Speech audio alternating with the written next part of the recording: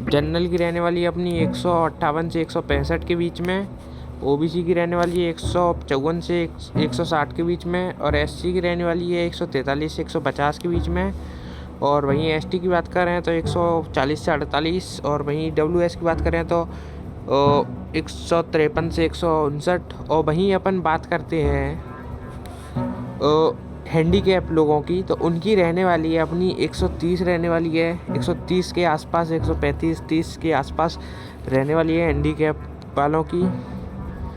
तो कृपया वीडियो को लाइक कर दीजिए एंड चैनल को सब्सक्राइब कर दीजिए। बहुत संभावित है इसके आसपास ही आपकी कट ऑफ रहने वाली है, 100% इसके आसपास आपकी कट ऑफ रहने वाली है।